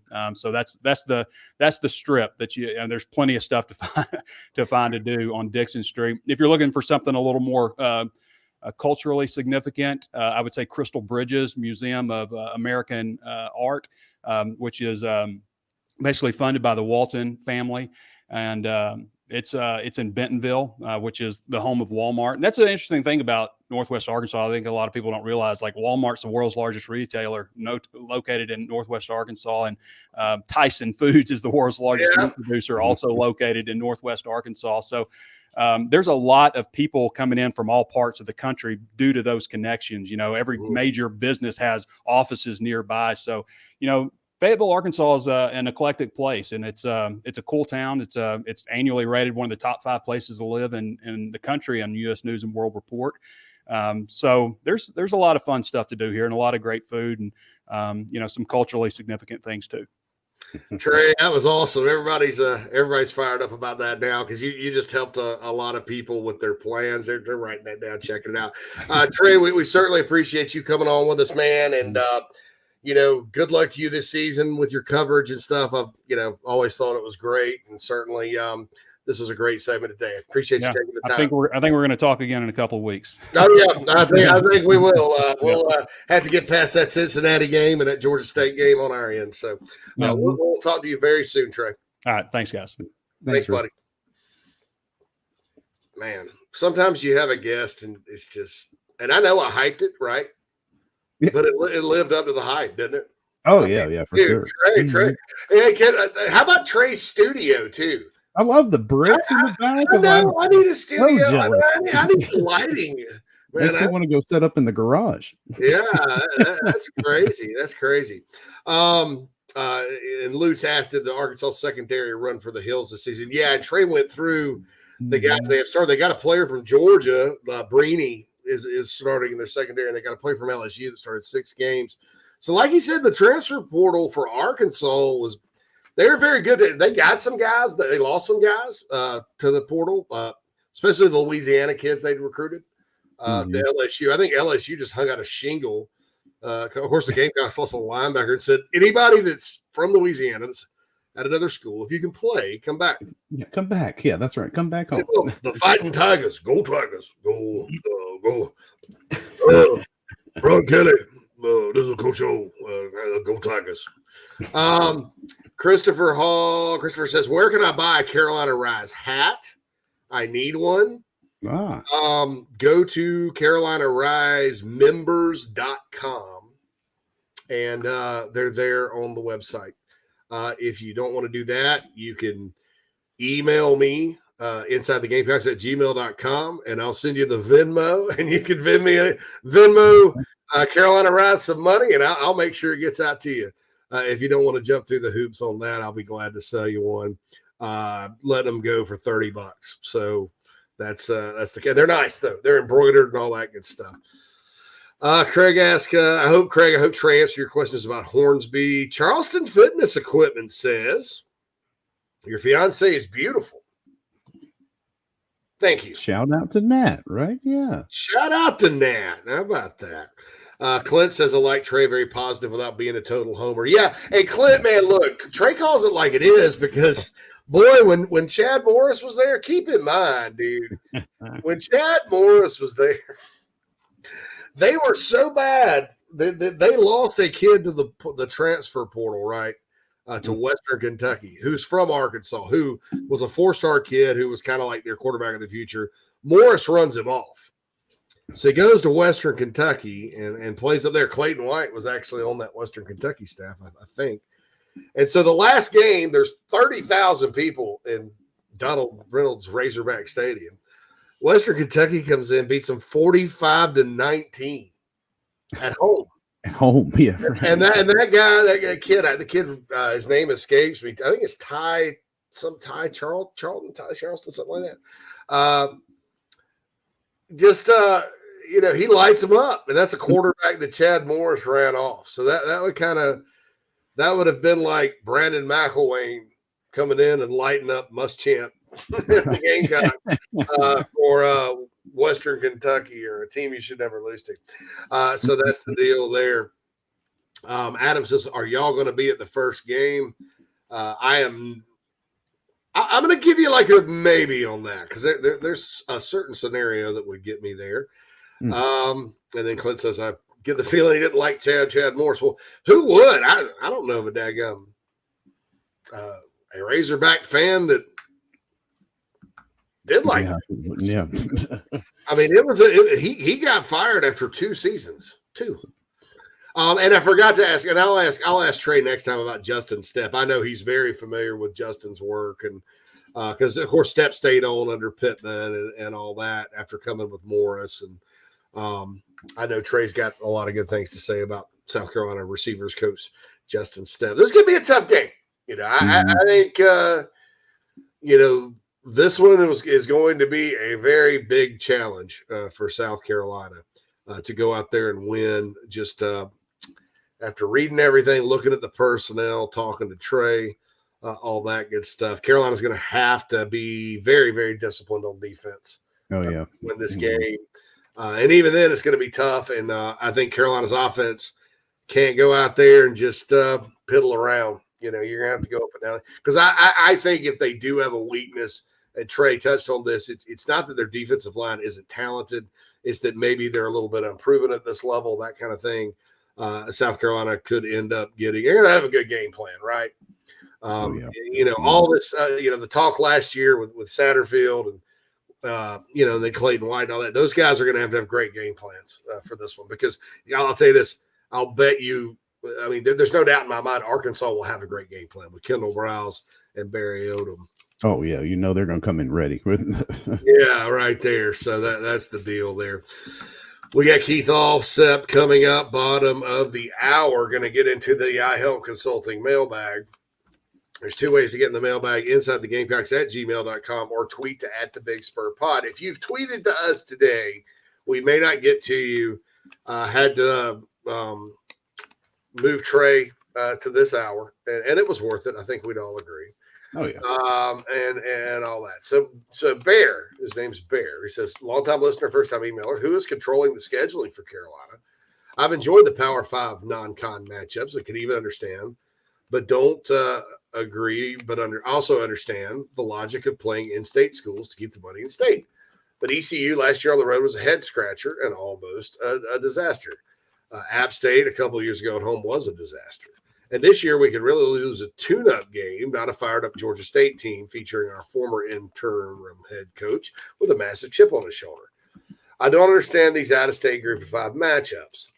No upside for Carolina, all the incentive of the world for the opponents to get hyped up and play with nothing to lose and knock us off. What's your take? Love the show, and you're really catching your stride. Keep up the awesome work. Bear, look, every SEC school plays in the Group of 5 out-of-state programs. You've got to schedule teams that you could beat. I don't have a problem playing Charlotte. And I'll tell you this, when you schedule football, and maybe this will clarify this for you, because a lot of people don't understand this. When the football schedules are made years in advance, sometimes 10 years. It's so far out. Yeah. So when South Carolina scheduled Georgia State probably had like a 3-year-old football program. You're not expecting Sean Elliott to go there. You're not expecting the transfer portal, the pandemic, whatnot. You don't know, right? Looked like a tune-up. It looked like a tune-up. And I'll tell you this, that East Carolina game last year, and now look, I don't like playing Group of 5 teams on the road. I just don't think South Carolina should do that. I'll tell you this, half the SEC does it. Arkansas is going to BYU this year. And of course BYU is about to go in the Big 12 or whatnot, but Ole Miss is going to Tulane. Mississippi State goes to Memphis. I mean, Missouri goes to Toledo, dude. I mean, the only one that doesn't is Kentucky, and we've talked about Kentucky. Yeah, right? Yeah. But I'll tell you this: that East Carolina game was pushed back like 2 or 3 times. It was originally scheduled when Spurrier was at Carolina and Skip Holtz was at East Carolina right after Spurrier got the job. And then Carolina wanted to play North Carolina, so they pushed it back. And they played in Charlotte against North Carolina State. They pushed it back. And so finally it comes around, and that happens too. There's a road game scheduled at App State that's already been pushed back 10 years to like 2033 or something. And look, I understand, like, Don't schedule App State or Coastal right now because they're good, but you got bigger problems if you're scared to play them. App State and Coastal and all that. They're scary games, but that's it. But as far as Georgia State goes, when they scheduled it, nobody knew. I mean, who knew? I mean, who would have predicted that? Nobody. Yeah, and the point is, they're done years in advance, right? In football, basketball, different story. They're kind of done year to year. Baseball, same way. So just wanted to kind of throw that out to you, Bear. That you don't like that road. If game, you're looking to sell that road game at East Carolina, looking to sell that game. Scheduled by Eric Hyman. A lot of people blamed Ray Tanner for it, but it was scheduled, and that's just kind of the way football schedules work. All right. Sorry I'm late. Had to just finish that out, Keith. That was a hard net workout. Yeah, hard net workout. hard net workout. So Keith Allsep's coming up after the break here on Inside the Gamecocks, the show. We'll be back after these messages.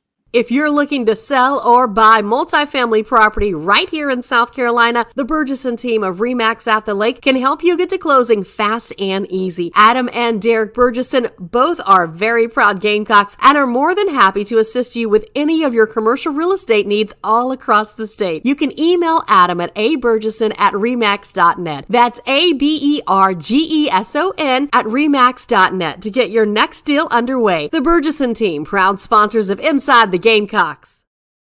Attention golfers of all ages and skill sets.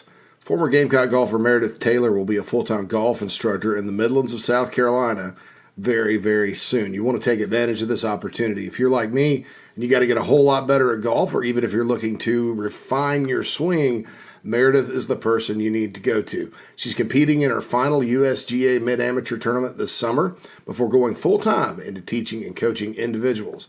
If you're in South Carolina, Meredith will be conducting in-person golf lessons at the Country Club of Lexington, hour on course. She'll play 9 or 18 with you. If you're out of state, though, this is really exciting. She'll be conducting virtual lessons. You can send in your swing for her expert analysis.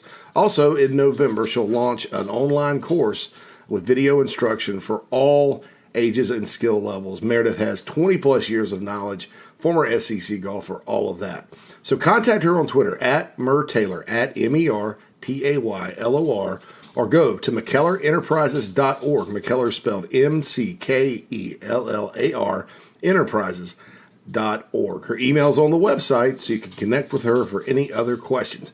Go get your golf game in order. Take advantage of Meredith Taylor and her services. Family vacations, a new car, a new boat, all cost money, but you don't necessarily have to make more to afford any of that if you can save cash that's flying out the window now. iHelp Consulting can help you finally get the kids to Disney World, upgrade the minivan, or drop that new boat in the water next summer. Let Daniel and iHelp Consulting consult with you. No fees, just savings. You pay them a percentage of those savings. Save on essential services, credit card fees, you name it. Let them find it. These folks are incredible. iHelpConsulting.com. How can I help you? Let's say you need catering, you need a food truck, you just need to get some delicious food to feed some people. Nana's Porch is the place for you. I've known Chris, the owner, for years now. They helped with the Big Spur Golf Tournament, catering it. It was delicious. I highly encourage you to go visit nanasporch.com. That's nanasporch.com right now to take a look at their services, their menu items, everything you may need for your event, the professionalism, the food, the taste. It's unrivaled in this space. 336-259-7550 is the phone number. Or again, go to nanasporch.com. We talk about them all the time. They sponsor the chat line here on the podcast, but wanted to tell you about it right here, straight from JC. Tell them JC sent you, and please support this Gamecock-owned and operated business. Also a proud sponsor of Inside the Gamecocks, the show. Hey, man, are you sick and tired of your business computer guy? Yes, he takes forever to call me back and doesn't always respond to the requests. Yeah, same here. I'm paying him good money. I constantly have issues, and I'm worried he's not backing up my network and securing it properly. Oh, I feel that, man. My head hurts, but I have a good lead on a good idea. I'm calling your boy Matthew Odom today from Heritage Digital. Heritage Digital is an IT firm that specializes in making sure your IT network runs like a dream. If you have 1 or 500 employees, it doesn't matter. They do it all for one monthly fee and have clients from South Carolina all the way to California. Yeah, I heard that monthly fee's low too. So I don't know why I didn't even think of that. Do you have 843-699-1001 as Matt's contact number? Yeah, man, I sure do that. Or you can go to heritagedigital.com. Man, I hear they do a no-cost assessment. Boy, this will help me. Yeah, I bet. I'm getting on that and encouraging everyone else to do the same. Heritage Digital, 843-699-1001 or heritagedigital.com, a proud sponsor of Inside the Gamecocks, the show. I used to be president of the United States, and I love the show with Phil and JC. Welcome back to Inside the Gamecocks, the show. And thanks to Trey Biddy of hogsportstalk.com. Thanks to Sawyer Nix of The Mental Edge this week. Congratulations to Slamma Jamma Mama, I think that's his name. Big Slamma Jamma for winning the hat, the Carolina Rise hat. And here with us with his Carolina Rise t-shirt on. Looking good. Our main man for the Lot of the Gamecocks podcast, the Cockfather, I almost called him JC Sherbert, man. I ain't got enough sleep. Keith Allsep. Welcome in. Wow. Morning, J. Keith. JC Sherbert. Oh, wow. What a moron. Anyway, Keith, how's it going today, man? It's going good. I mean, God only covered a few. God only made a few perfect heads. He covered the rest with hair. And if you'd have called me Phil, that would have been closer because my head does not take up near the amount of screenage as JC Sherbert's. Yeah, that's got the big head and the big hair. They still got them guys with the big heads. This big, yes. Big hat. Yeah. So Keith, we we've just been talking today on a number of topics, and I'll throw this out here. I got some national championship odds. Gamecocks are 150-1. So if you bet $10, I think you make $1,500 on that. So that's not bad. But if that happens, my hair is going to be down to my back, so it's going to be crazy. So it's the week before game week. Everybody's kind of antsy and ready to go. It's been a good couple of weeks on the offensive line from what I hear on the inside. It's been a lot more crisp on offense from what I hear on the inside. So I'm going to ask you about the offense because that's the first thing people ask about or are wondering about this season. Your take right here a week before game week on the Carolina offense for 2022. I mean, JC, there are a lot more knowns this year about South Carolina's offense than unknowns. You got 7 offensive linemen with 127 starts between them. You've got a very talented running back room. You know who your quarterback is going to be. You know who your tight ends are going to be. You got multiple wide receivers now that can make plays. And so to me, the great unknowns is one, what is Takarian Joyner's role going to be in this offense? Because you keep hearing, well, he's probably a wide back like Jaheim Bell, but he's not really Jaheim Bell. And so I'm really curious about that. And then, the 2 elephants in the room are the only 2 guys that didn't get a contract extension. That's Marcus Satterfield and Greg Adkins. How can Marcus Satterfield call it, and how does the offensive line perform with Spencer Rattler and a plethora of weapons at tight end, running back, and wide receiver?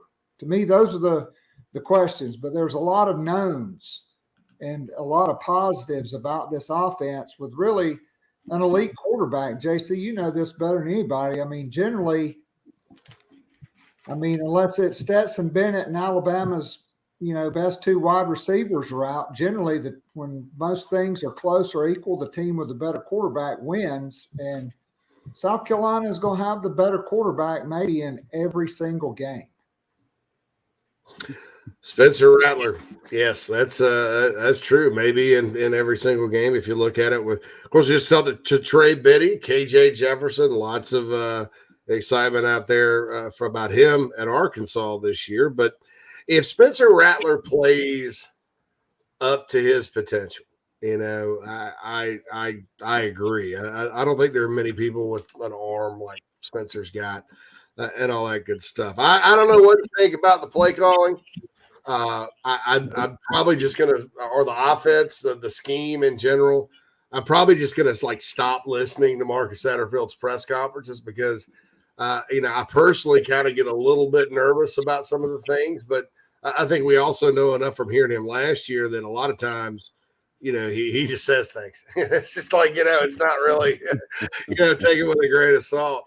I have heard, Keith, from contacts, and this is encouraging that during the last scrimmage, the offensive line really came into its own. There was and then a report from I think Hale or Whittle on the Big Spur that Jovan Gwynn had an outstanding scrimmage the other day, and from what I was told from people there, they red zone things like that, they didn't get pushed back and. It kind of looked like a different line. Your take on that? Well, JC, we've heard it on Jovan Gwynn since he arrived. He was probably going to play as a true freshman and has the foot or leg injury that was a pre-existing injury from high school. I think he started 34 consecutive games on the offensive line. And I think his high school coach once said that if he had to walk into a building full of people and you had to fight your way out and he could pick one guy, he'd pick Jovan Gwynn. So I'm not really surprised about that. But this is a veteran offensive line, and they should be performing well. And, with Rattler's quick release, as long as he's not holding it too long and you're in the shotgun, you ought to have good things. So here's one question, JC. So if Dylan Warnham wins the right tackle job, what do you do with Tyshawn Wanamaker? Because I think he's one of the best 5 offensive linemen. 11 days away from the first game. Do they start tinkering with that? To me, probably not. We know in the spring it was talked about potentially moving Gwynn or Vershawn Lee to center. It never happened there, but Warnham was out, and so they just rolled with the 5 that played the bowl game, and so that's another, an intriguing tidbit to follow as we go along. Is what happens to Tyshawn Wanamaker. Look, man, I think if they start getting blown up on the inside again, you have to make that move at center. And I understand Eric Douglas is a veteran, and nobody's pulling harder for his success than me. But, if it's too difficult for a backup center to make the calls, then your offense is too complicated. I'm a firm believer that you don't sacrifice girth and strength and talent on the inside just for guys that quote unquote know the plays. You got to know the plays now. Don't get me wrong, but I was actually expecting Gwynn to make that move to center, and it just never happened, like you said, because Wanham was out. But I do hear Wanham's having a great preseason. It looks like the most NFL ready guy on the offensive line. So I think that's a positive thing there. But it's a question mark until it isn't. Keith, I was kind of encouraged to see Marshawn Lloyd back. Christian Bill Smith looks like he may be out for a while. You're never going to get out of the preseason totally injury free, but knock on wood, I think the Gamecocks have been in pretty good shape so far during fall camp. Yeah, it's not like you look around at, Texas or Georgia or Clemson, and guys are dropping, in the first scrimmage, even out for the year. Texas lost one of their starting offensive linemen and Isaiah Nayer, the big transfer portal wide receiver that South Carolina tried to get involved with from Wyoming, a native of Texas. So far, knock on wood, like you said, South Carolina's avoided the major injuries. And so, JC, I've said this on the podcast yesterday. I really won't be surprised if Agent Zero, Jaheim Bell, doesn't jog out there behind Spencer Rattler and get the first carry of the season, especially with Christian Beal-Smith out. You already hear the whispers, right, that Jaheim Bell is going to carry the football a lot. And with Beal-Smith out, maybe that's something you want to show Arkansas. I mean, to me, with Spencer Rattler and everything you got, I want to show them as much as possible. Hell, I even want to show them DeCarrion Joyner at quarterback. So, Barry Odom has more to get ready for in game 2. Oh, by the way, Keith, just do you consider anyone that takes the snap a quarterback, and would you evaluate their quarterback play as such? No, I do not consider anyone that takes a snap a quarterback, but as a high school official, the person that takes the snap is considered quarterback. That's true. That's true. But like Nick Saban wasn't evaluating Mark Ingram in 2009 after that game when he played Wildcat, right? We're not the punter. Kai Kroger is not a quarterback, though he did throw a pass. That kind of thing. We're trying to solve a debate with this knucklehead. Mark Ingram was not a quarterback, but the evaluation was the fact that South Carolina could not stop Mark Ingram in the Wildcat no matter what they did. Shit, we had old Pharaoh throwing the pass. Yeah, Pharaoh. Shoot, Pharaoh. But anyway, glad you could help us solve that real quick. Well, Keith, we've addressed some of the offensive concerns, when we were talking there, but what do you see on the defense as something that we need to be concerned with? Or what are you looking at going into the season as like, Well, Jordan Birch has not been healthy in fall camp. I don't think there's really any question marks at defensive tackle, but what is Jordan Birch's health going to be like going in the first game? How do they feel good about the young guys behind them, like Gilbert Edmond? And then, I'm not even going to mention safety, but for me, it's got to be improved linebacker play. If South Carolina in week 2 and week 3, you've got Arkansas and Georgia, which will be 2 of the top rushing offenses in the conference, you've got to have better linebacker play. And those guys have got, when you're in a 4-man front, the front is designed to spill the play to the running backs, the linebackers. And, blessed Imani Staley's heart, but like we said last week, he'd come in third in a race with a pregnant lady. So I did hear interesting point that was made to me the other day, and this may be something I haven't said or written, but it was pretty good contact. Indicated that, in his opinion, it's going to be Mohamed Kaba and Brad Johnson starting. Now, Sherrod Green was banged up, I think, the first scrimmage, and this was kind of between the first and second. But I thought that was interesting. The point being, though, is that for some of the folks out there that have been waiting for Mohamed Kaba to sort of come on, he has arrived, to say the least. I think in the preseason, the term I heard was animal. He's an animal, and I think Keith, at linebacker. I love to have guys that are described as animals, right? He's an animal, and so I think that's a positive thing there. So recruiting. Actually, one more thing about the game. There was some debate on the website today and with our users about the line being 2 touchdowns. You know, to me, Keith, playing Georgia State this year with all those returning starters, a lot of momentum there. They beat Coastal at the end of last year. They got a lot of players coming back.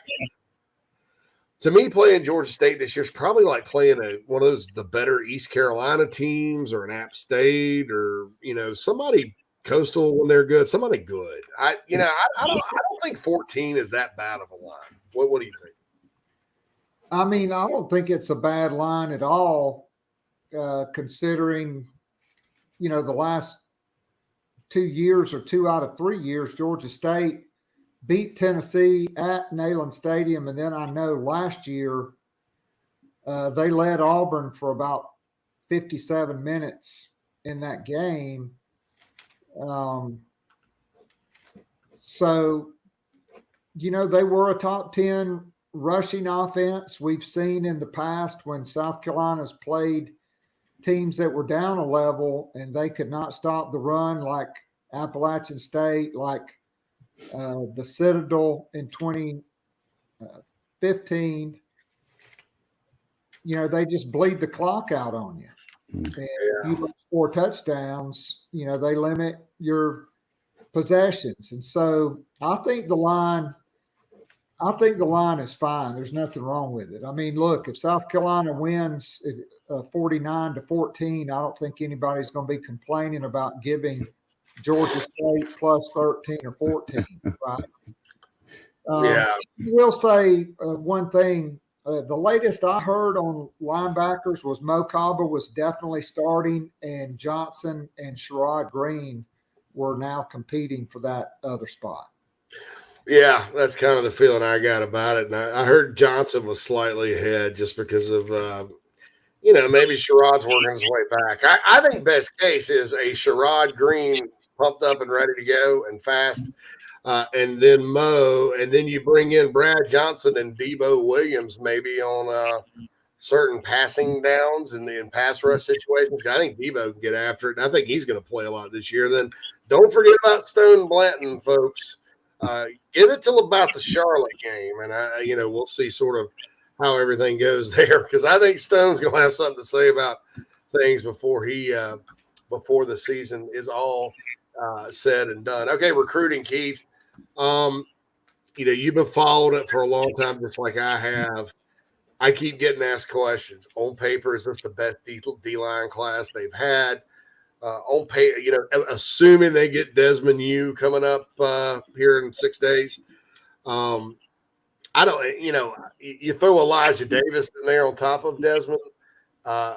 You know, maybe I'm biting, but on paper, I don't know. I can't remember really this many highly regarded defensive linemen. I mean, I think they've signed good D-line classes, obviously, with good players. But you know, on paper like this, I don't remember. What's your take kind of on defensive line recruiting in its current state? And does it track to be historically good? Well, I mean, we're not there yet. I mean, you know, we are 6 days away from Desmond Umeozulu from Upper Marlboro, Maryland, you know, 6'6", 240.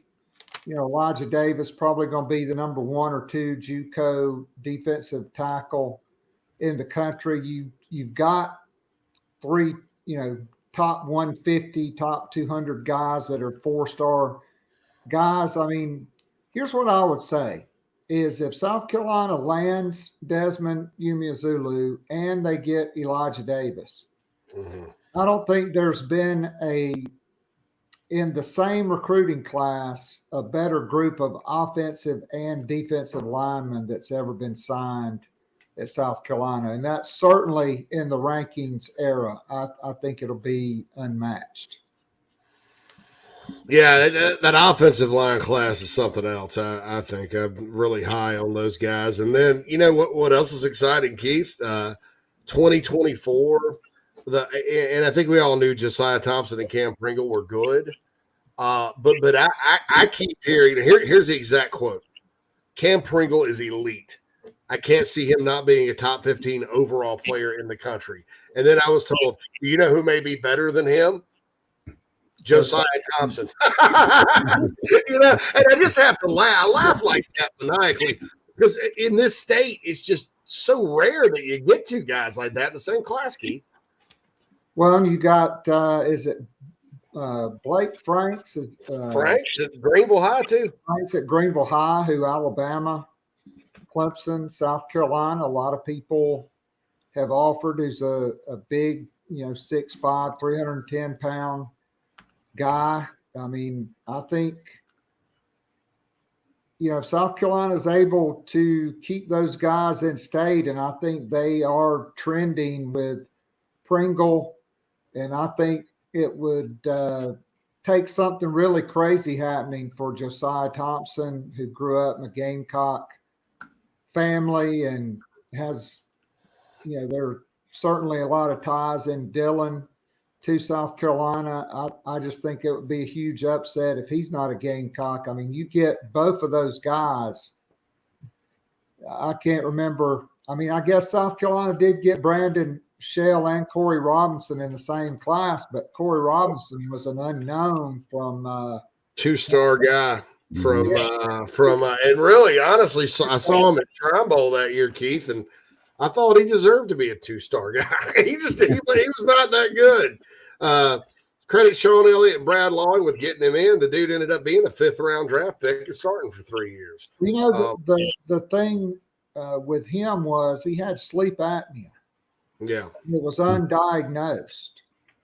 And, he was floundering around, was almost out of the program. Lawing had, at one point, Elliott was through with him. Lawing took him, and he asked him, "Are you not able to sleep at night? You look like you're half asleep."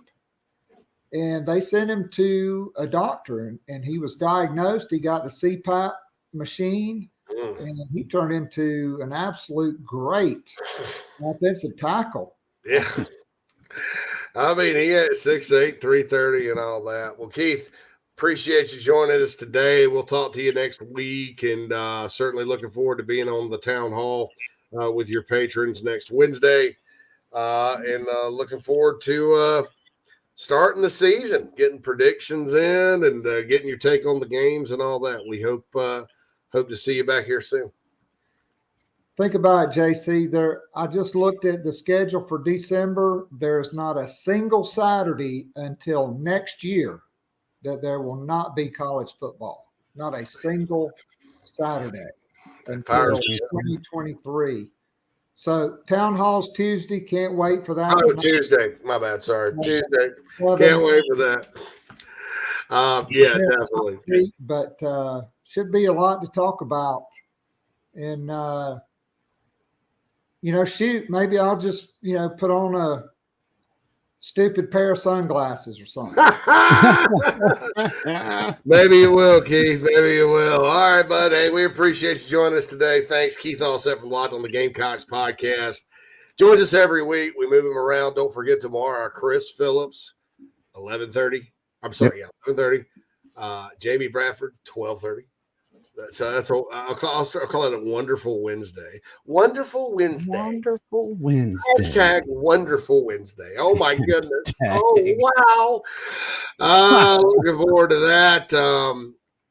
Craig says something about what's holding Debo Williams back. Nothing. He was a true freshman last year, and he probably will play more this year. And hell, he blocked 2 kicks. His punts his first game. The good thing is quality in front of him. if you want to know, like why Damani Staley started in front of him last year, is I've said this before. At linebacker, if you don't know what you're doing, you take what's called false steps. You get out of your gap, and then all of a sudden the other band's playing.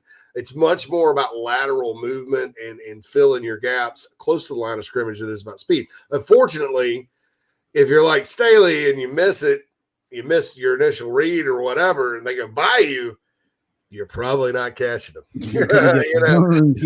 And so, but that's why you have to start maybe the guy that's not as fast at linebacker if he knows where he's going gap wise, because you can't get a Muschampism got bounced out of a gap. Well, that's a thing. That's a thing, actually, get bounced out of a gap. So That's pretty cool. Clint says Keith can do an hour easily. I agree. We'll get Keith on more. Of course, he's been on every week, hasn't he? Yeah, twice for our first 2 full weeks. Really good. Yeah. Silence the other band. So anyway, okay. So congratulations to Big Slamma Jamma. What was it? Big Slamma Jamma. Is that it? Big Slamma Jamma. Big Slamma Jamma, who won the hat today. Hopefully, Stacey Gibson says, by the way, Nick Saban, 8-year, $93.6 million. I saw that through 2030. He's not poor. You think Nick Saban makes it 8 more years? I don't know. I don't know.